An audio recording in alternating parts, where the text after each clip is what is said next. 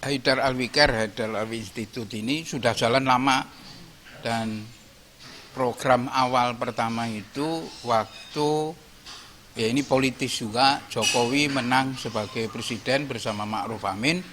Saat itu juga diumumin Quickcon, saya buat kegiatan jaga Jokowi Ma'ruf Amin dan rakyat Indonesia dengan santunan 1 juta anak yatim sampai 2024. Nah, itu jalan, dan Oktober 2023 sudah selesai 1 juta anak yatim duafa yang kita santuni.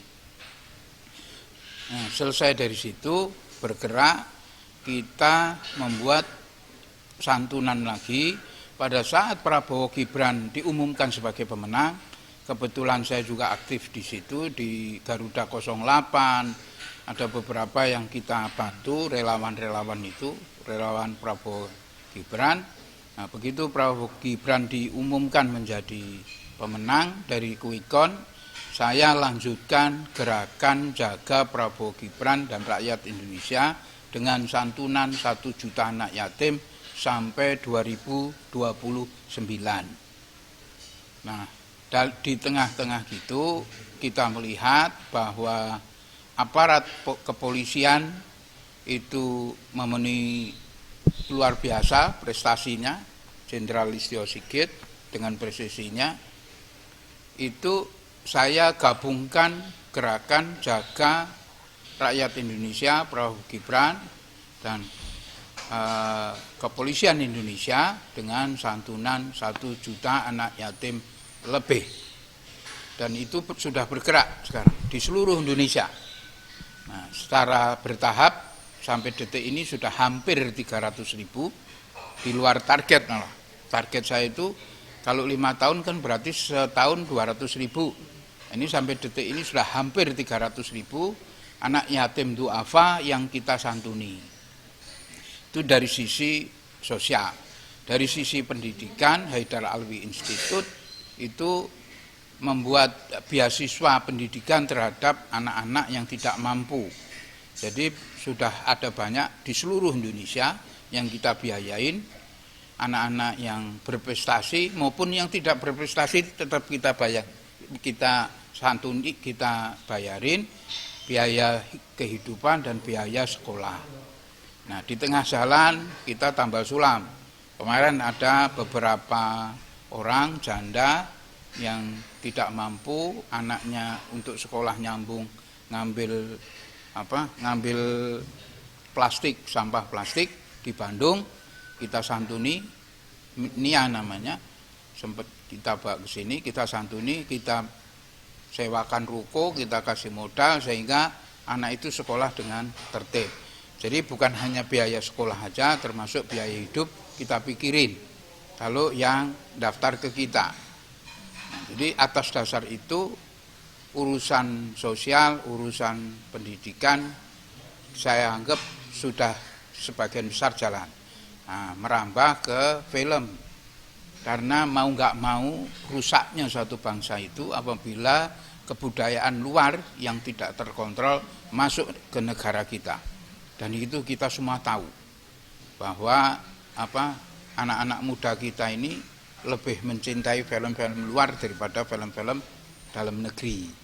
Nah, saya bercita-cita supaya rakyat Indonesia ini lebih cinta film-film kita daripada film luar.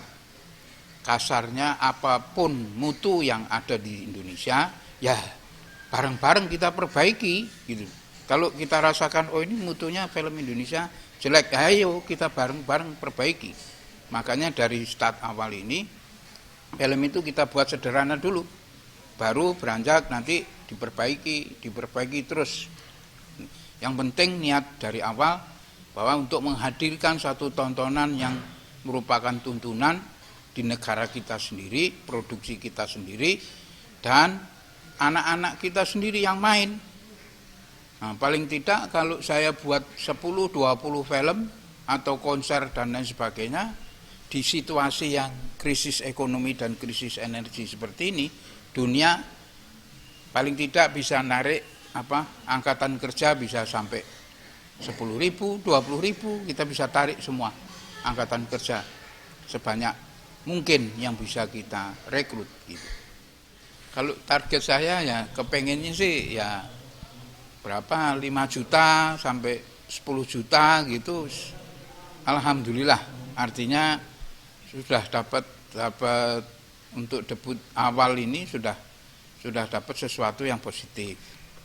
Dan saya juga mengajak kepada teman-teman nih pada saat ini sekalian, kalau ada teman-teman wartawan atau siapapun itu yang kesulitan di bidang pendidikan anak, biaya, monggo ke Haidar Alwi Care atau Haidar Alwi Institute.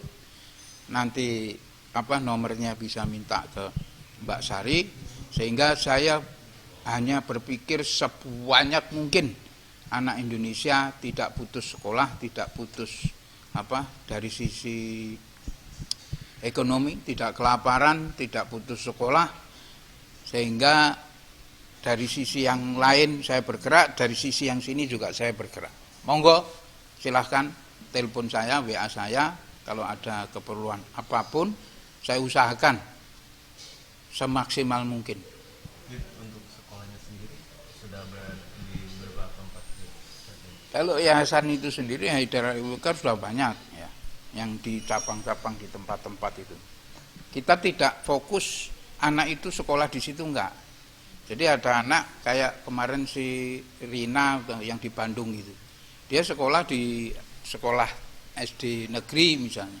Kesulitan pendidikan, jalan 8 km untuk sekedar bayar sekolah, ngumpulin plastik-plastik bekas gitu. Nah, kita selesaikan. Tidurnya di rumah kardus sama ibunya, sama adiknya, sama neneknya. Jadi yang kita buat tim Haidar Alwi Care langsung sewa ruko 2 lantai, lantai 2 untuk tempat tinggal, lantai 1-nya untuk jualan mereka. Saya kasih modal, anaknya saya bayarin sampai SMA. Jadi di SMA itu berapa saya hitung, saya bayar semua. Udah selesai, jadi nggak ganggu lagi, bukan nggak ganggu, artinya nggak repotin kita lagi, putus. Nah, tinggal untuk cari makannya saya buatin jualan usaha di bidang jualan sembako. Ada di YouTube itu. Bukan saya yang masukin, tapi masuk di YouTube. Artinya di beberapa tempat?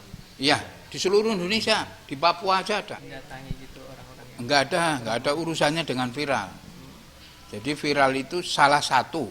Ada ratusan ribuan yang tidak viral. Kayak ODGJ di Bandung. Itu enggak ada di YouTube. Baru muncul setelah saya gerak. ODGJ orang dengan gangguan jiwa itu, satu lokal itu ada 100 orang. Saya kumpulin di Bandung, Jawa Barat itu. Satu persatu sampai 100 orang kumpul di situ, kita edukasi, kita kasih pakaian yang layak sampai dia sadar. Begitu dia sadar, dia tahu rumahnya mana, orang tuanya siapa, kita kembaliin. Itu ada 100, sekarang tinggal 12, yang 80-an lebih itu sudah dikembalikan ke rumah orang tuanya. Itu juga dari Haidar Alwi Care juga di situ. Film itu. Ya, saya yang pasti film ini tidak akan berhenti di sini, dan saya akan melihat apa sih kira-kira kebutuhan pendidikan Gen Z itu apa gitu. Orientasi saya Indonesia Emas 2045. Kira-kira apa sih yang dibutuhkan Gen Z ini supaya selaras dengan pendidikan Indonesia, bukan kebudayaan luar, Indonesia kita ini. Sehingga Indonesia Emas 2045 ini betul-betul Indonesia. Bukan Indonesia yang berkebudayaan asing. Indonesia yang berkebudayaan Indonesia dan berpendidikan Indonesia. Tujuan saya itu 2045. Nah, langkah-langkahnya nanti kita rembuk. Ya, saya minta juga saran-saran dari teman-teman saudara saya ini, wartawan ini. Oh, bagusnya ini, nanti kita rembuk. Oh, bagusnya setelah ini, setelah ini. Nah, kita sama-sama. Yang penting tujuan kita 2045 betul-betul kita menjadi Indonesia emas, dan generasi Gen Z sekarang menjadi generasi emas Indonesia.